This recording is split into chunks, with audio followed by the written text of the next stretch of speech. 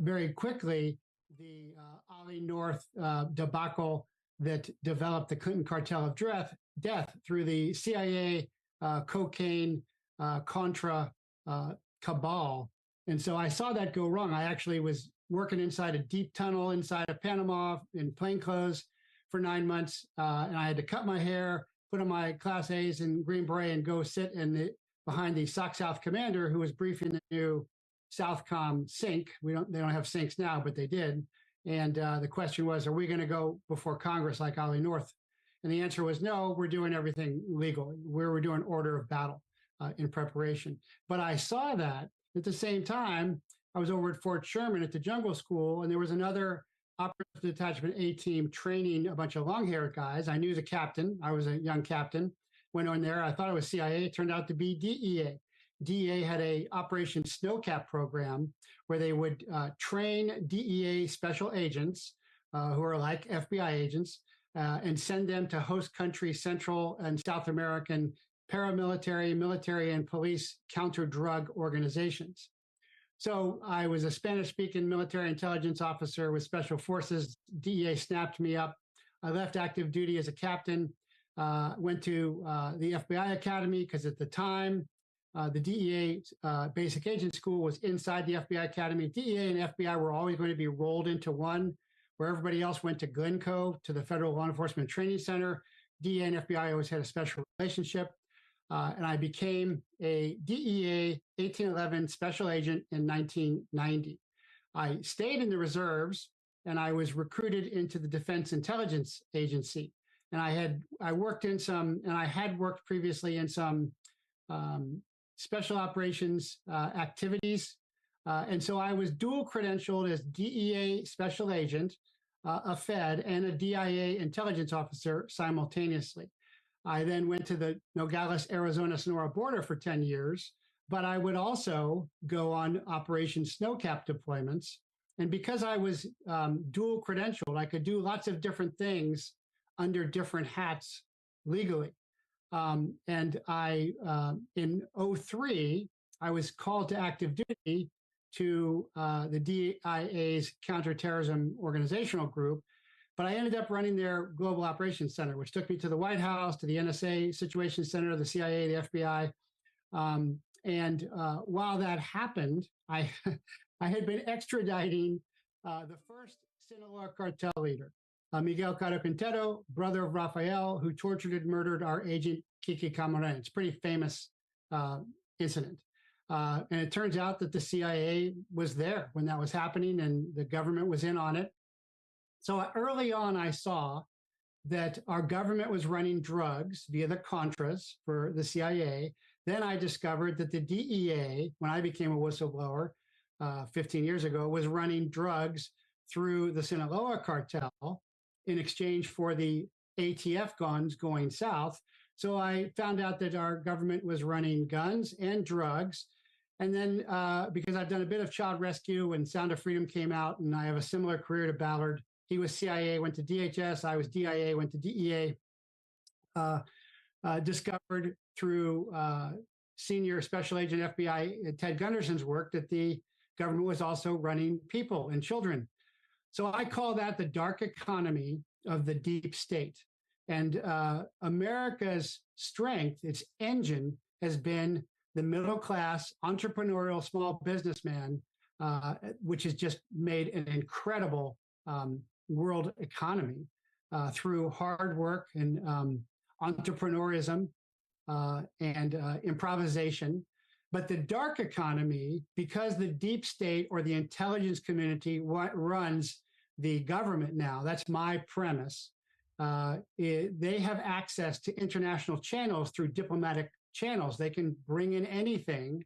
Like before 9/11, the FBI brought in the Israeli art students into the towers and tried to infiltrate DEA. They are able to run this dark economy. And the dark economy, what I call the dark economy, is people, drugs, and weapons. So Fast and Furious turned out to be an international covert gun running operation. Benghazi turned out to be an international covert gun running operation. Syria turned out to be an international gun running operation. And Afghanistan was a massive gun running operation with drugs coming the other way. And Ukraine is that too, as well. So that's what I try and show. And I show intelligence, which is analyzed information, and evidence, which is fact-based truth that is presentable via sources and methods in court, because I've done both of those. And that's what my shows are about.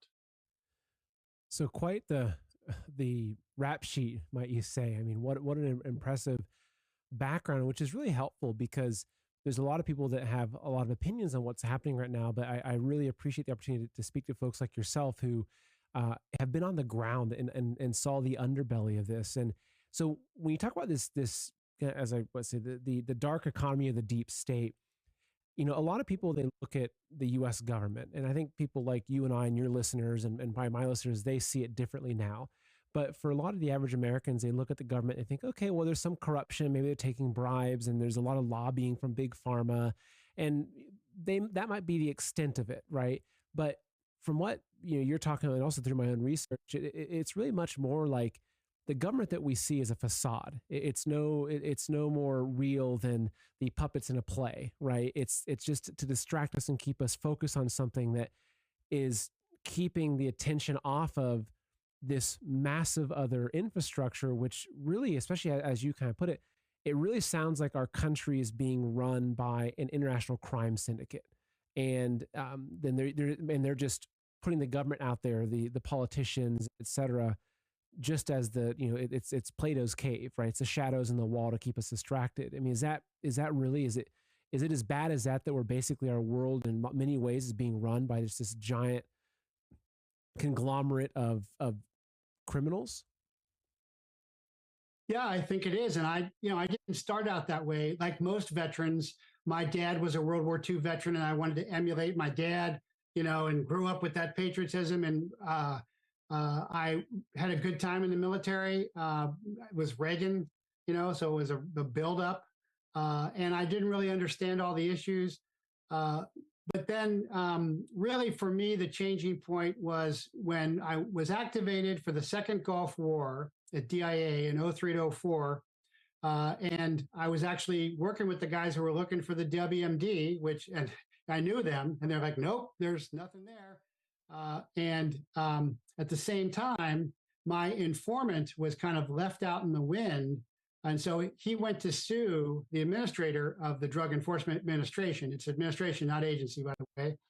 And I went over. I had staff at the Pentagon. I went from the Pentagon over to DA headquarters, which is across the street with Marshall's headquarters. And I said, nah, he can't sue. Michelle Leonard was the administrator back then for the $5 million State Department reward. Here's what I've paid him. But by the way, she destroyed my case. And that's when they turned on me and came after me. And eventually I figured out, because I eventually uncovered the fact that in the Niebla Zambada federal trial, DE agents raised their hands under oath in Chicago and said, yes, we had a deal with the Sinaloa cartel to run drugs north in exchange for the fast and furious guns going south. And of course, the CIA has admitted that they were running drugs for the Contras. So for me, it was a gradual shock. And when I found out that there was a CIA guy there with a cover name of Max Gomez, when they were torturing our agent, former Marine and DE agent Kika Camarena, to death, I was even in tears. But I think that is the case. And I think that it is even worse than people imagine. And the deep state or double government, those are technical terms. Those aren't just flippant terms. The double government is what you describe. It's the puppet masters behind the puppets, and the puppets are wearing out. The Harris and Fetterman and Biden are the what I call them pedo Joe, or the doubles. The masks. The masks are real. Clones I don't think are real, but masks have been in intelligence tradecraft for a long time. Doubles have been in for centuries. There's